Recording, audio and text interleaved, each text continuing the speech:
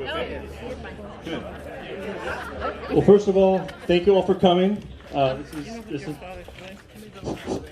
This is a huge event for our community, for our fire district, for our fire department, kind of the future of us moving forward. So again, on behalf of the Branciforte Fire District, thank you for being here.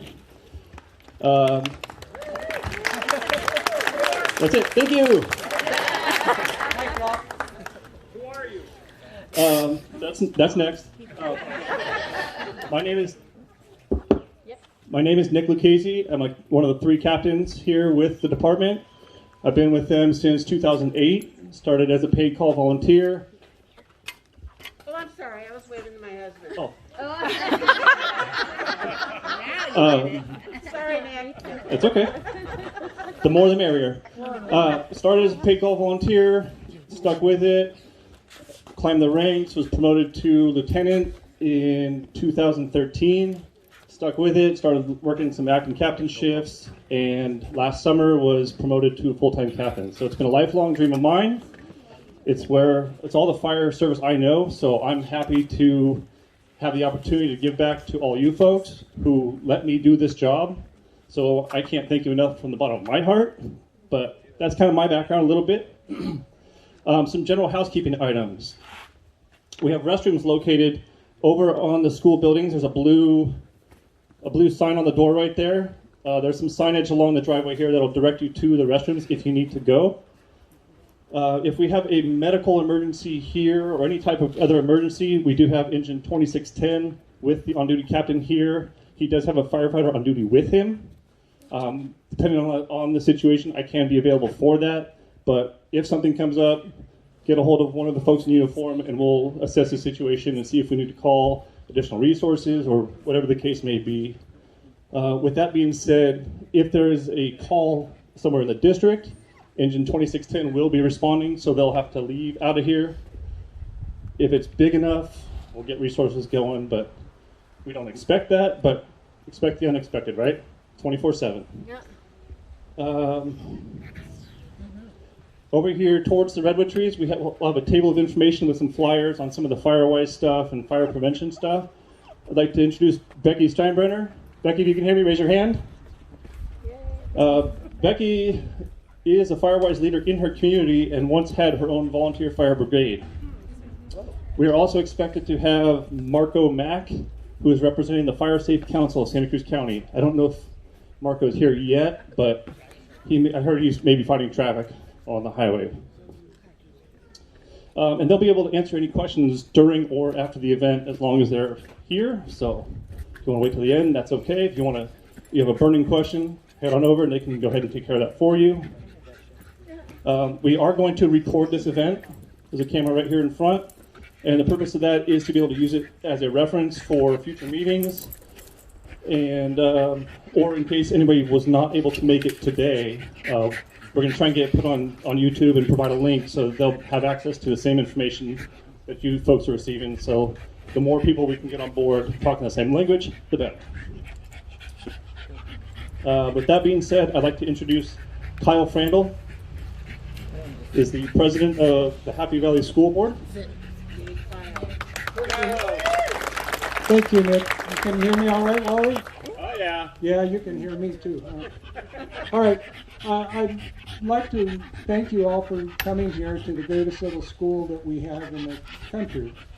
You know, I think that Happy Valley is a great school, and the community is so superior in their thoughts about us and their support for us.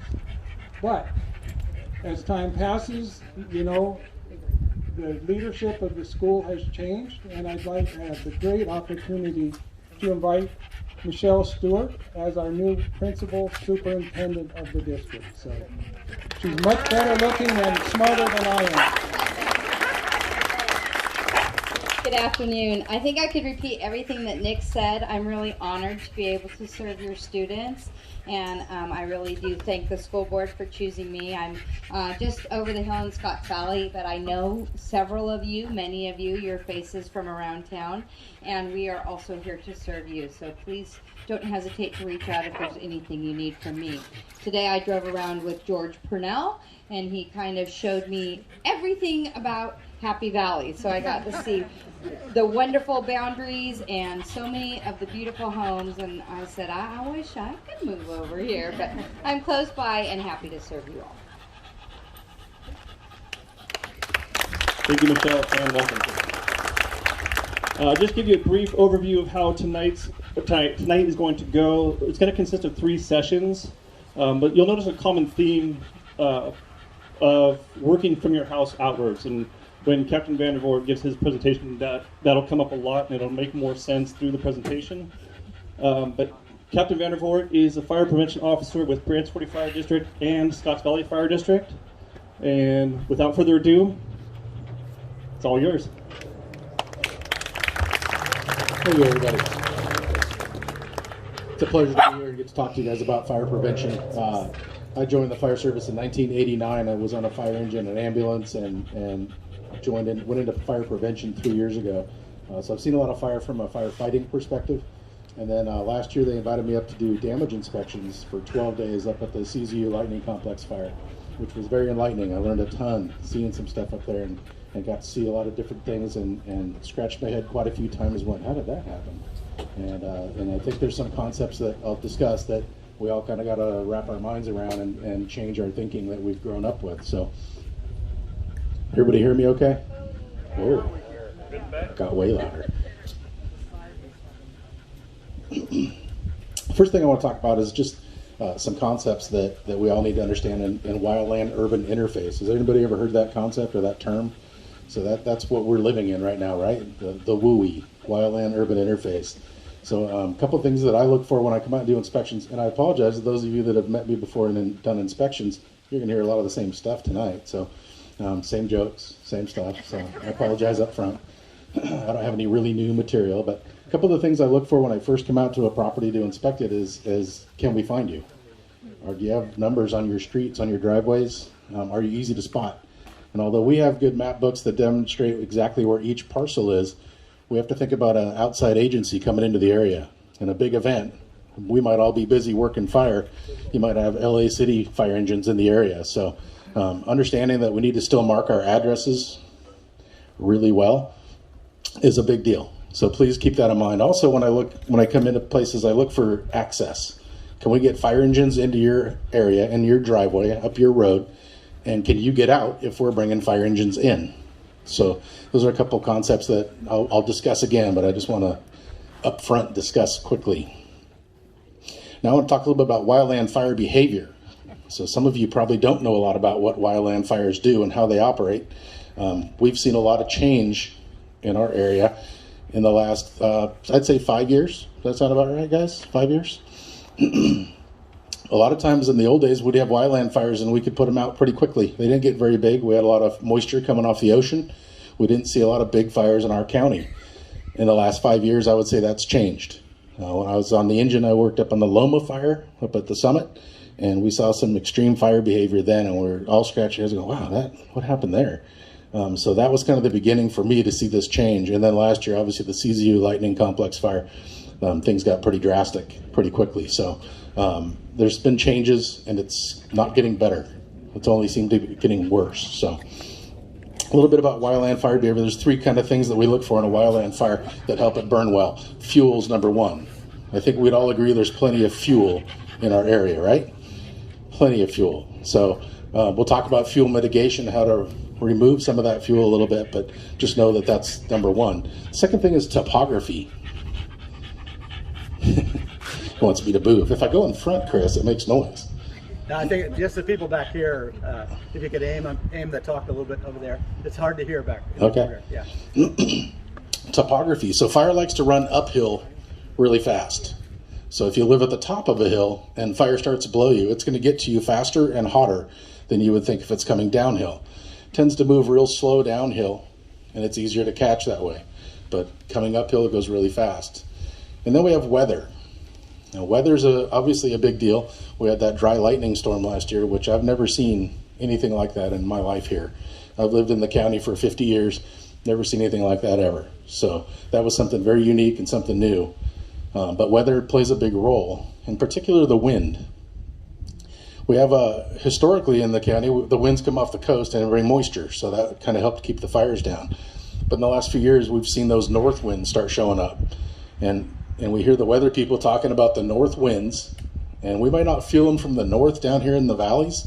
Santa Cruz Mountains are notorious for kind of swirling winds around, so it might not feel like a north wind down here. But I really encourage people to listen to that weather report. And when the weather people are saying north winds are here, high fire danger, be a little more attentive. Pay attention to what's going on around you. When you hear aircraft and you smell smoke, that should be a little warning for you. Something's going on. I need to be paying attention and to be considering possibly getting out of the way, right? So that's the weather talk.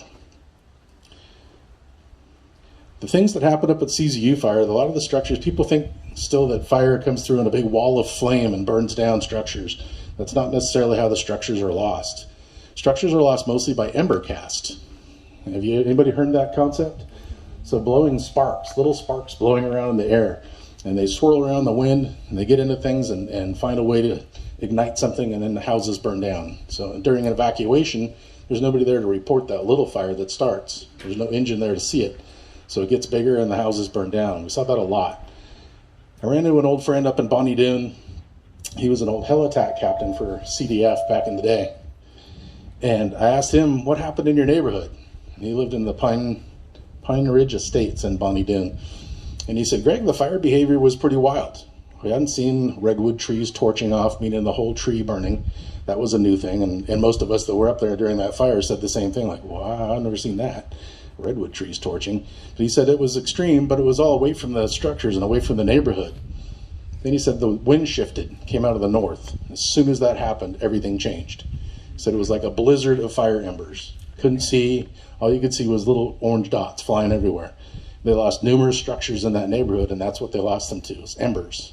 And the embers just swirling around, getting into those little crevices and finding something to ignite.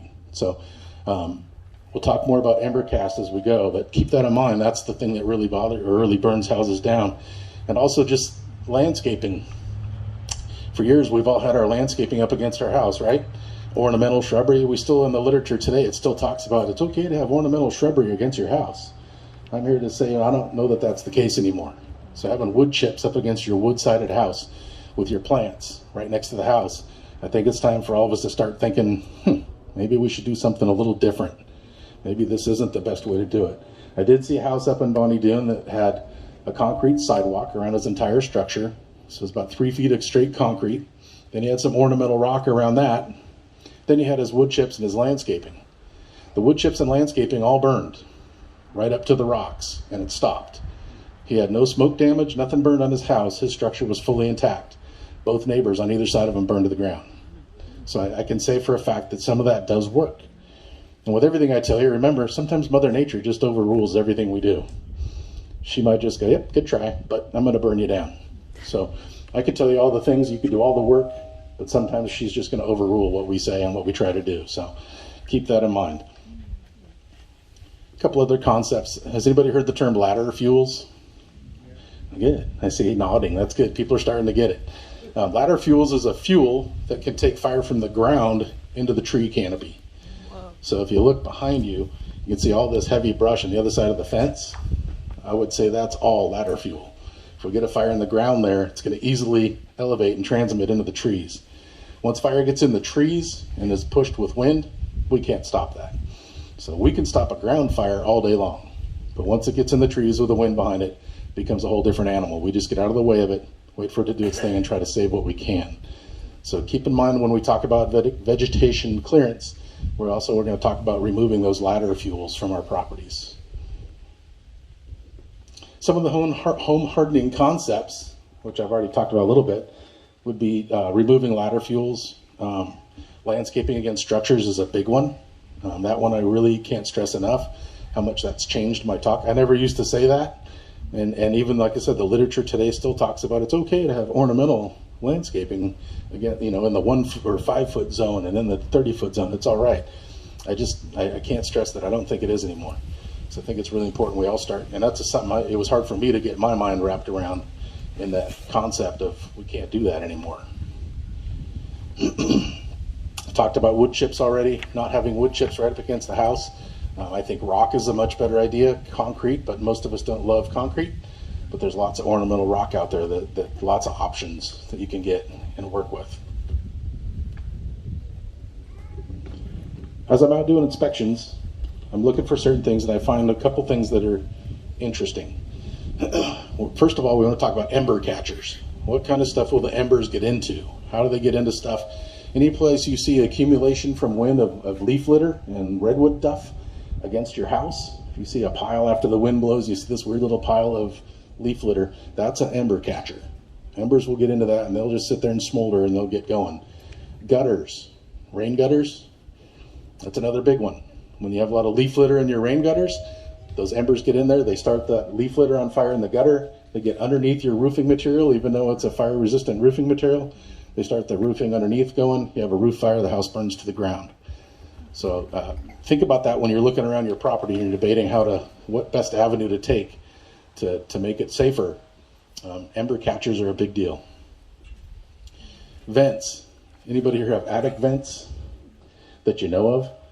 So attic vents are another area where embers can fly in. I think this year the fire code's going to change in California, and we're going to see people living in the wildland urban interface forced to put different vents in when they build, if they're allowed to vent at all. So the state's really looking at not allowing any kind of attic venting at all. But I think they're going to change the screen size. Most folks have that kind of mesh screen across their vents. So some of it's a little too big, and embers can get through that. And if you think about what's inside your attic, usually insulation, right? Embers get through that venting, they get into that insulation, they start that insulation burning, and then it's a roof fire or attic fire, and the house will burn down. So, other things I've seen, people stacking firewood right next to the house. I grew up in the Santa Cruz Mountains, and I used to have to go out and get the firewood in the big rainstorms, back when we had rainstorms. So I know what that's about, but I'm here to tell you we should not stack firewood right against our house. Not only is it a fire danger, it also will bring termites to your structure. So if you do that, think about moving it further away, quite a ways away, probably 30 feet with that. That means a 30-foot walk in the rain if we ever have it again to go get your firewood. And I apologize. I know that's not a popular one, but it does present a problem when it's stacked next to the house. Other things that we see, people stacking things under their decks. A lot of folks, Southern California was really notorious for putting the padding and mattresses for their patio furniture under their decks. Those are perfect ember catchers. Embers get into that, they start that on fire, it'll burn the deck's attached to the house burns to the ground, right? So think about not storing anything under the decks. Other stuff I've seen recently here, I don't see as many people doing that kind of activity here, but what I do see here is people storing landscaping items, tarps, those kind of things, any of those fine plastics. Those are fuels that will burn from embers. Embers will get into that and they'll melt it and they'll start it on fire. So any of those fine plastics, fine tarps, that kind of stuff, I really recommend keeping away from the structure and out from underneath decks.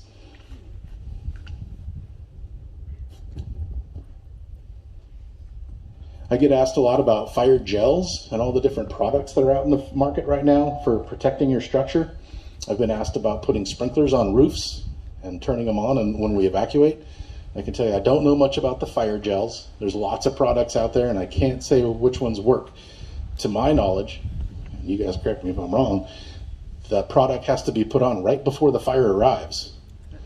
We would hope that you would not be there right before the fire arrives. We'd prefer it if you just get out of the way. All right, so fire gels, they might work, but again, they have to be placed really right before the fire arrives. And kind of the same thing with putting sprinklers on your roof. You know, I can't stand here and tell you that's not going to work to protect your house. Does it make sense physically that the water would help cool the fire and not let it catch and get going? However, when you do that, and we had some folks do that in the Santa Cruz Mountains. I have a friend that lives in a neighborhood, and they were all evacuated. They're in South Felton. A small local water system served about 10 houses. Neighbor at the bottom of the hill, he was the last one to evacuate, put sprinklers all over his roof and his yard, turned them on and split. Well, when everybody came home, the fire never got there. But when everyone came home, their 100,000-gallon tank of water was gone, and nobody had any water for days. And then we also wouldn't have had access to that water if we needed it to fight fire.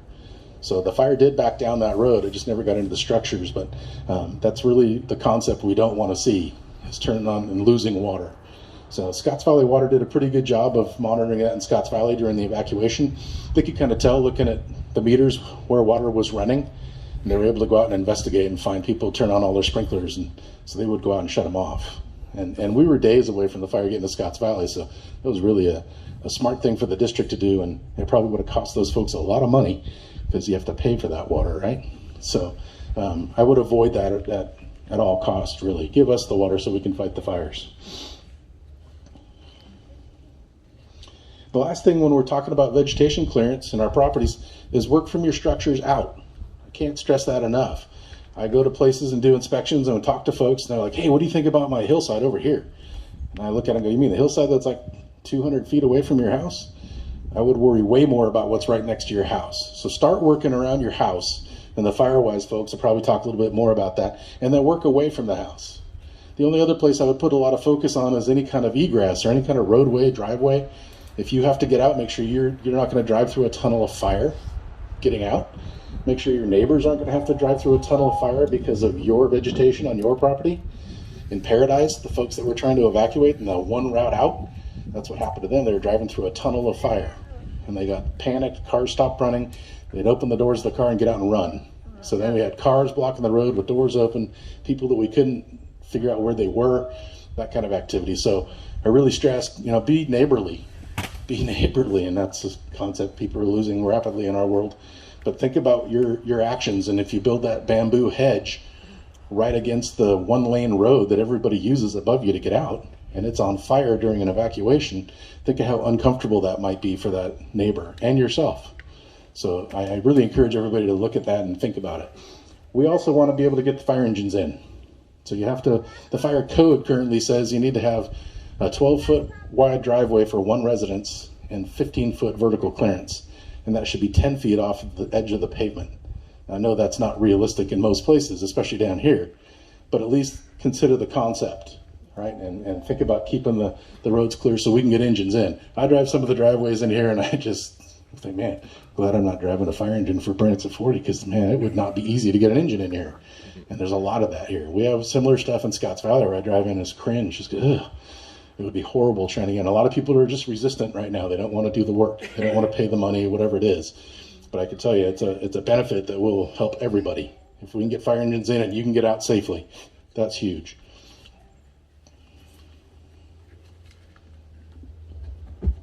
Make sure I'm not missing anything here. So evacuation routes. Is everybody here registered with Code Red? Has anybody even heard of Code Red? Pretty much everybody. If you're not, Santa Cruz, scr911.org is the dispatch center for Santa Cruz County for the local government agencies. And they have a thing called Code Red where you can register your cell phones. So that if there's an issue, if we pull an evacuation, if we were evacuating Branciforte Road area, our goal as the incident commanders is to identify what area we want to evacuate, notify the dispatch center. They do a reverse 911, and our incident commanders, we're hoping, will give direction as to which way we want you to go. So if we want you to go to Branciforte Drive and turn left and go up to Highway 17, we're hopefully going to give you that direction. And vice versa, we want you to go towards Santa Cruz, we'll hopefully give you that direction. Yes? There's very spotty cell phone coverage in parts of this area, and then Comcast batteries, which a lot of other people rely on to put in a cell, don't last that long. And I've talked to Manu, Tony, and Leopold, and there doesn't seem to be a lot of attention paid to the lack of communication. I agree with that. No, and cell phones are just one option. If you have a hard landline, the old school landline phone, the ones you picked up and actually had to dial and stuff. Can you repeat the question or paraphrase the question? Yeah, you bet. So this lady was talking about how the spotty cell phone coverage up here. We understand that, and our radios are the same way. We have spotty radio coverage for us. So I don't see that getting better anytime soon. I wish we could force something, but I don't see that changing for us. So we're just doing the best we can, and if you register your cell phone, at least you'll have some chance of getting in. Perhaps we'll take those questions in just a minute if you guys don't mind. So thinking about that, just understanding that we're going to try and tell you which direction to go. There's a new product that the county's purchased called Zone Haven. It's an evacuation software package. It's a very impressive package. They've used it in San Mateo County with good success, and we're going to see it coming. I mention it just so if you hear about it, you'll kind of chime in. Well, I remember hearing something about that, and kind of listen up. We're still in the stages of just getting it up and propping it up and getting it working, so it hasn't gone public yet, but I think it's coming pretty quickly. So just keep your ears open about that.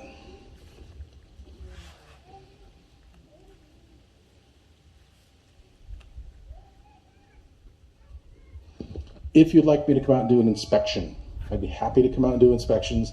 You can sign up. I noticed Kate put up a sign-up sheet over at the table, so if you want to sign up, we can call you and schedule an inspection. And that's really the best way for me to come out and teach you about vegetation control and how to clear a product and make it the safest as we can. Again, there's some places I've been in and I look at and there's just no way you're going to do well in a fire just based on the location of your house. But we can at least harden that home and clear up some of that vegetation a little bit more to give us a fighting chance, right, in the event of a fire. So feel free to sign up. The cost is free. And if I can't do it, we'll get one of these gentlemen from Branciforte out there, and in Scotts Valley, we'll have somebody come out and do an inspection. And we're all pretty much on the same page, I'd say. So it works out pretty well.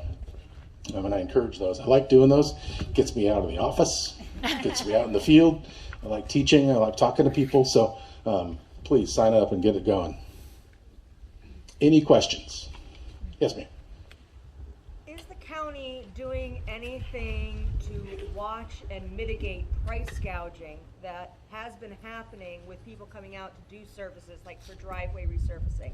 When my husband and I bought our property 3 years ago, we had Andre's Landscaping come out, and for $1,500, he smoothed and compacted our driveway for us, which was wonderful. Took him about an hour, 2 guys, and 1 piece of equipment. I called to get a quote from Earthworks 3 months ago, and that guy wanted $14,000. And I told him he should be ashamed of himself.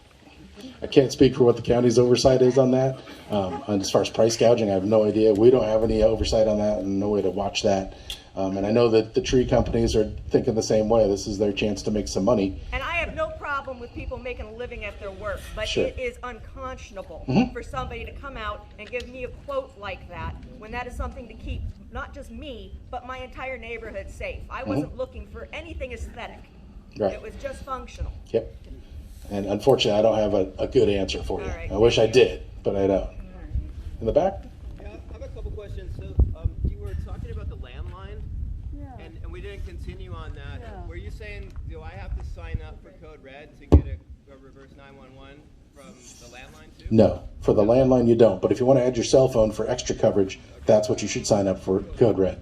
The second thing I want to ask about is you talked about like being able to get a fire engine through, and I just wanted to point this out right now that if you live on Happy Valley Road, people that are on Happy Valley Road, there's construction right here, and there's construction at the top, and they're both pinched.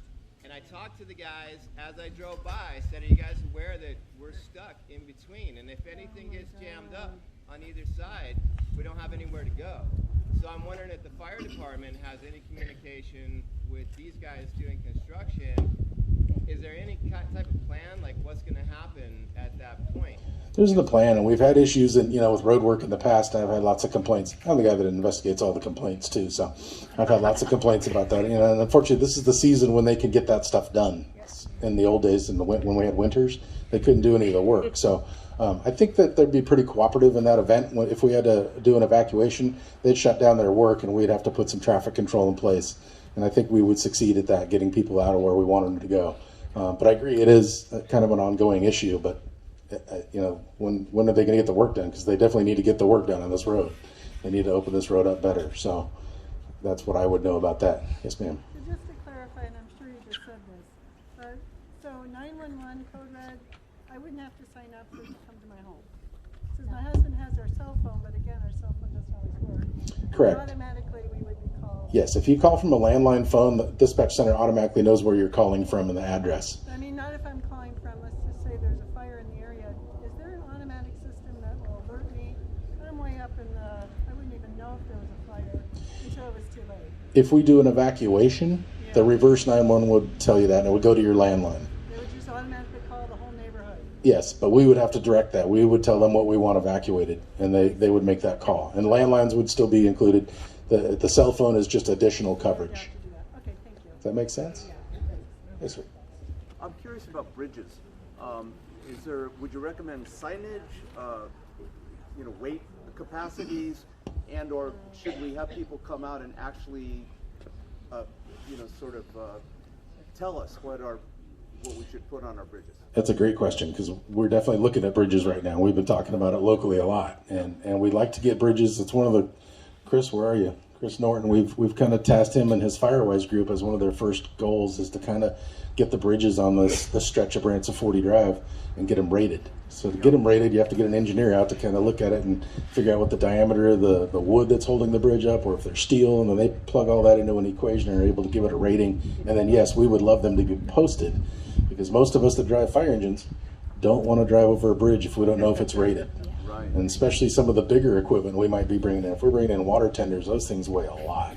And I know I've driven them before and got to a bridge and looked at them, oh man, I don't know. And we'll get out and look under it. Okay, there's some steel there. That's good. But and that'll help. But we still feel that nervous. And CAL FIRE has dropped, some of their Type 3, their wildland engines, they have dropped them through some bridges before. So I got them stuck. And then everybody's cut off at that point, right? The engine's stuck. So what would you recommend? I would recommend if you have a bridge, I'd recommend getting an engineer out to kind of evaluate it and see if they can give you a rating, a posted rating, and then you can post a sign on it saying what the rating is. That makes us more comfortable. We feel better about looking at that, see the rating, okay, we can drive over that. Versus a nothing, an old bridge with no markings on it, that makes us nervous.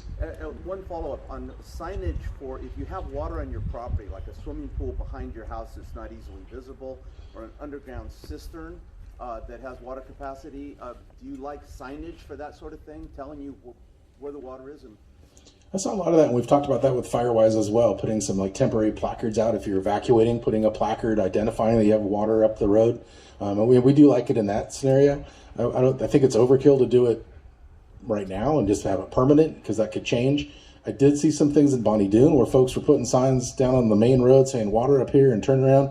When we drove up in a car and never found the water and never found the turnaround, there was 37 branches of the road that broke off and went different directions. That does not help us. So being really clear and giving us good direction, that would help us a lot. Yes.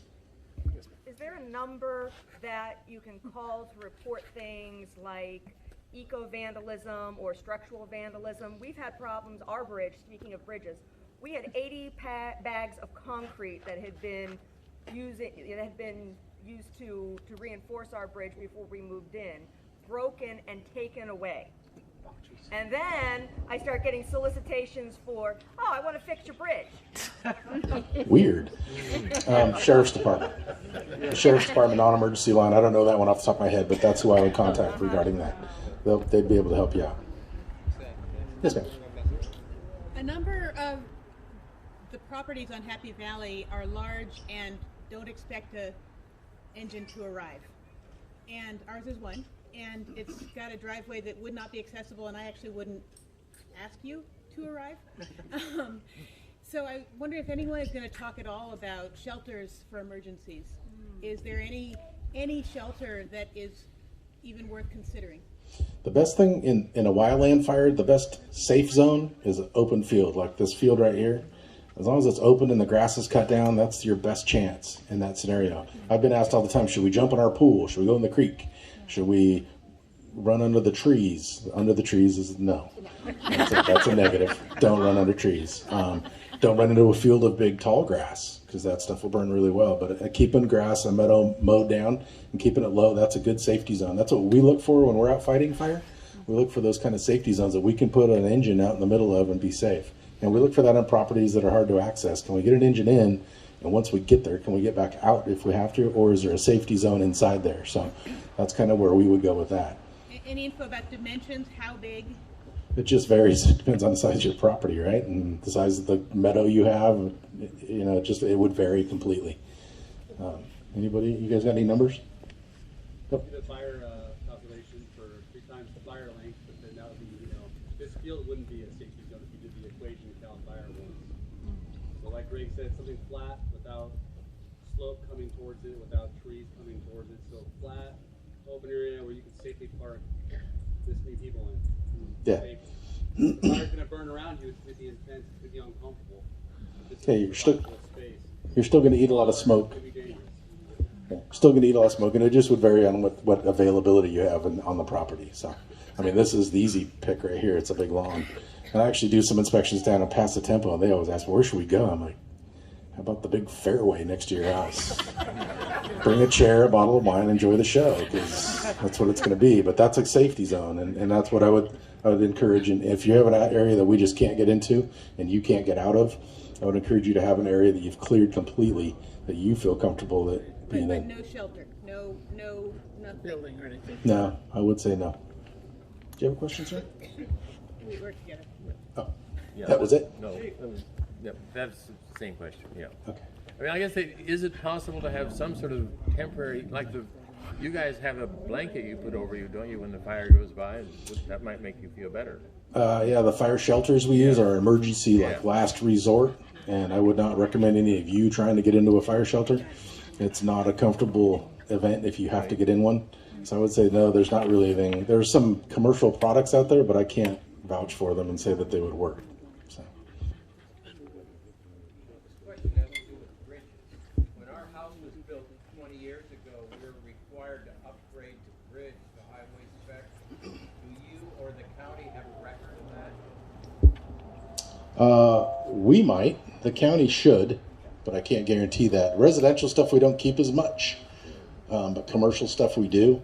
Well, this is commercial, but it was required as by the fire people to upgrade the bridge for the very reason you said. So we did that, and I want to know if you have a record of it, or how do I prove it? Right. We might have it in our map books. Some properties have it listed in the map books if we know about it. But it would still behoove you to post it. If it's posted, then we feel better going into it. Yes, sir. Yes, ma'am. So, in regard to Ron's question, so we have like a 35-year-old bridge with steel beams, and it was engineered and it was rated at the time, and we have it posted. So you honor a 35-year-old posting? You know, I mean, We won't know how old that sign is, so unless it's falling apart, we'll probably think it's okay. But I would encourage you, if it's starting to run down, or if you're going to do some repair work on it, I would encourage to get it reevaluated and have it engineered again, just to make sure it still will hold all the weight. Greg, That would can be you my paraphrase the recommendation. questions? People over here can't hear the questions. So there's a lot of bridge questions, and those folks asked if their bridge, if it was rated 35 years ago, if we would still honor the sign that's posted, and we would have no idea when the sign went up. So we would probably honor it, but we would encourage you, if you're doing new construction, to repair it or get it rated. Yes. I gotta look at the plumb timer. Can we get an alarm like a tsunami alarm in Hawaii? We got a $99 drone. We can throw it up like in a minute and look around if anyone wants to get a drone.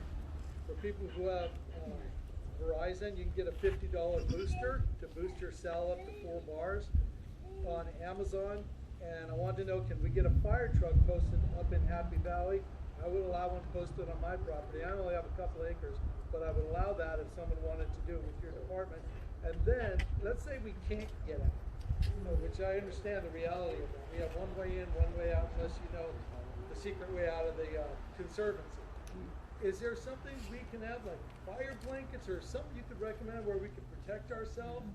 To just hedge our bets that we don't, I don't know of any products that I would be able to endorse, fire blanket wise. My best recommendation is to have a good clearance, a good clear area that you're comfortable being in the fire. That's my best advice, is to try and have that safety zone. That's what we call it when we're out fighting fires, a safety zone. I would just try to have a piece of your property that you can open and clear out and have that ready for you to, if worst case scenario, you got to stay, that's where you got to be. So what do you think about an alarm that people can hear in the middle of the night? Do they have them? I'm sure they have them. There's old air raid alarms, and there's stuff like that out there. I don't know much about them or how well they work. There's a siren they use for tornadoes. Yeah, true. And they still do that? Yes, every day. Yeah, so in the old days in the volunteer fire service, when I joined in Ben Lomond, we had the old siren that we'd set off every Tuesday night to test it, and that's how we used to respond before pagers. Would that work up here? I don't know. I'm not sure everybody would pay attention to it. So. But those of us who wanted to would. What's that? We're here. The people, she said, the people that want to pay attention to it will pay attention to it. Sure. There's always the people that will, and there's always the people that won't. So it'd be hard. I don't know if it's cost effective, and I don't know what the requirements are through the county to put that in place. But how could we follow up on that? Yeah, how could we? I would talk to.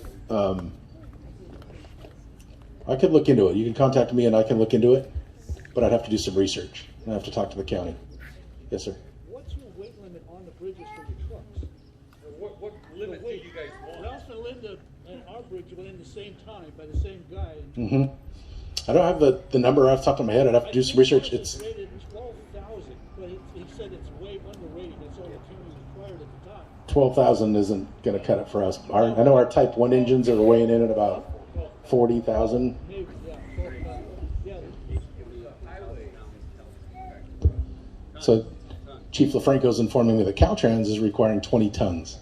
And the fire code is different. It's got quite a bit of information in the fire code. It's just complicated how they write it up. Because they write it up to Caltrans specs. And when I look at it, I'm like, what? What's that mean?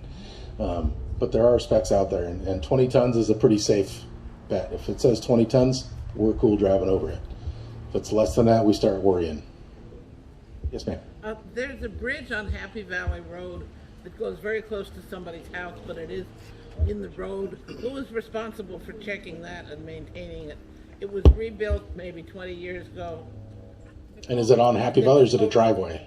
It's a culvert under the Happy Valley Road. Yeah, that would be the county. If it's a county road, County Public Works would be in charge of that. And we can reliably trust them to make the weight what you need.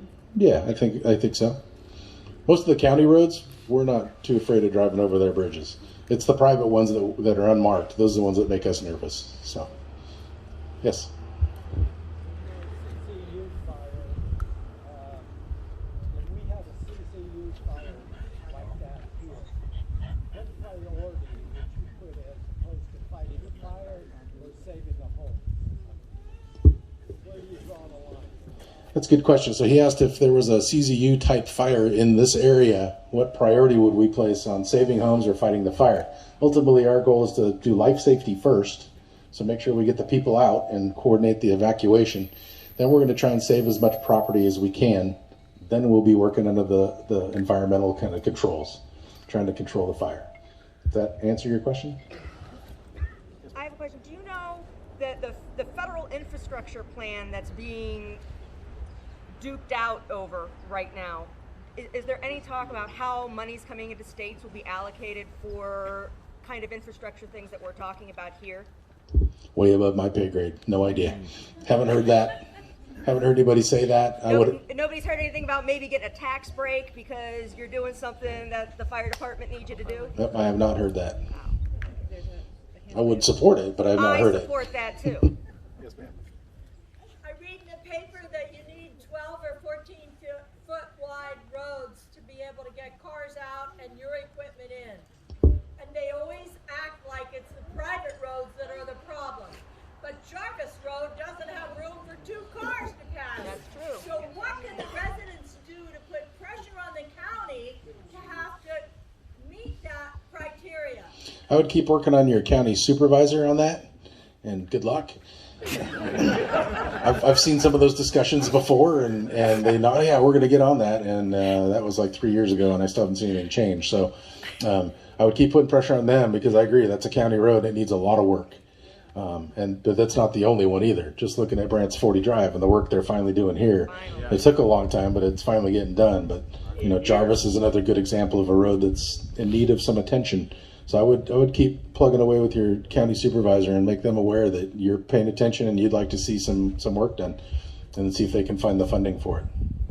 That woman's had her hand up a long time.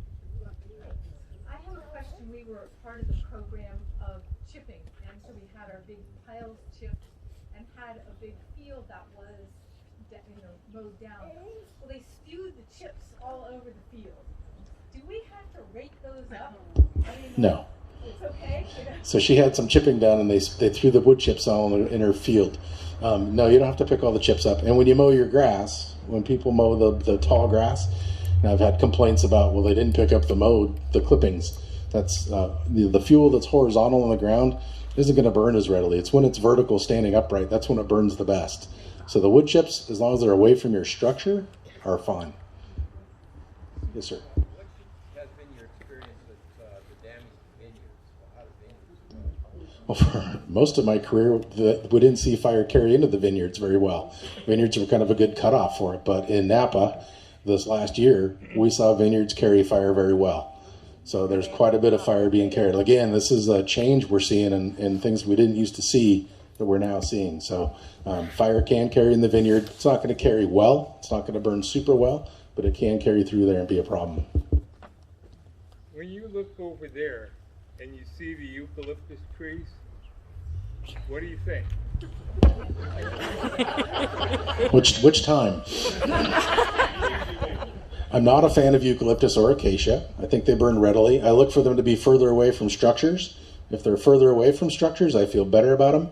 But when they're right next to structures or houses are tucked into a grove of eucalyptus, I'd say that's a problem. The problem with eucalyptus, especially a grove like that, is the cost to remove them is outrageous. And most folks just can't afford it. So try to get the ones, if you have a grove near your house, try to get the stuff close to your house gone. What do you think about that separation between the structures and the grove? Well, I'm looking at it from I'm looking from a long ways away, and it looks okay, but I would want, personally, I would want more. I would want more separation. You agree with that? The more the better. Yeah, more the better. Yes, sir. And we thank CAL FIRE for the jobs that they send out for us to up the barriers against that. And so that's an amazing thing that they do. They come out every year for Happy Valley, and we really appreciate that. Good. Somebody's doing something right. Thank Yeah, they're goodness. doing a good job, too. And we're trying out there. One day they do it. Get about 20 of these guys up there, and off they go. So thank you. Yeah. Yes. Yeah, you mentioned that ornamental shouldn't be against the house. What's the guidelines about how far? I call that the 1 to 5 foot zone. So I'd like to see that ornamental landscaping maybe 5 feet away from the house, depending on the size of it too. If you have a huge bamboo is my favorite. Huge bamboo plant right next, within 5 feet, that might not be far enough. So stuff that's small, that's low to the ground, it's not a ladder fuel. Those are the kind of things I'd say 5 feet out. That makes sense. And you can look at the literature, and it talks about the different zones, the 5 foot zone, the 30 foot zone, and my Firewise compadres will probably talk a little bit more about that. They're way more versed in that than I am. So, yes, sir. You talked about wood chips and grass clippings not being a problem. What about roots? Yeah, leaf litter and redwood duff. All that stuff burns really well. Again, next to that structures, I'd say clear that out and keep it pretty clean.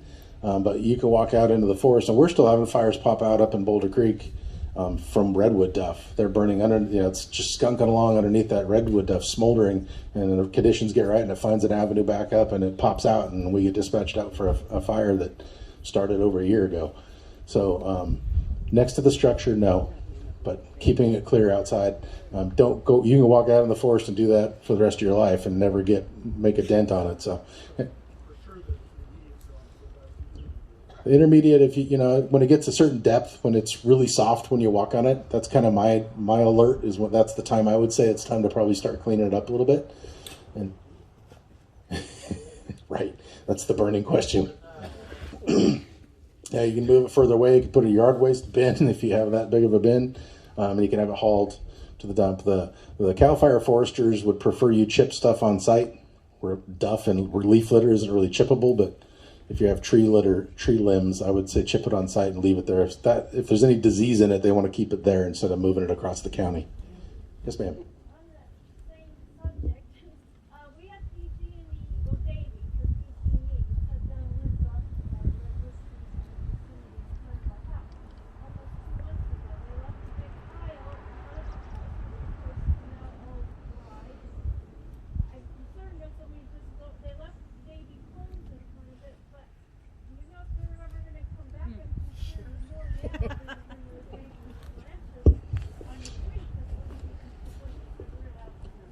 Right. So she's talking about PG&E doing their clearings, trimming limbs around power lines and dropping it from the air and leaving it on the ground. And that's been a peeve of mine since I started in fire prevention. They've been doing that. And I've called them on it and said, hey, what gives? And their response to me was they've informed the property owners that that's their responsibility. And I said, that's what I told them. I said, nobody got the memo. Yeah, I agree. I would encourage you to call and keep bothering them. PG&E first and Davy Tree second. Davy Tree has been notorious for doing that all over our mountains. I keep catching them doing it, and I'm like, why are you guys just throwing that on the? You're just taking aerial fuel and putting it on the ground.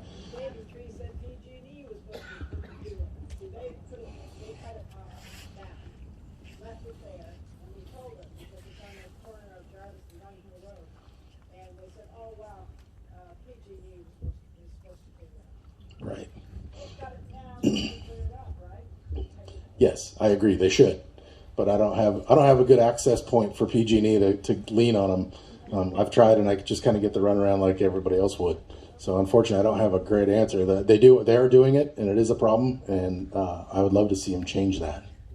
So you're going to talk about fire lines, and might that help us with these issues of cleaning up all the dead wood on Jarvis Road, or that's left or down? I mean, Yeah, we have a couple speakers that are going to talk about. Whose responsibility is it?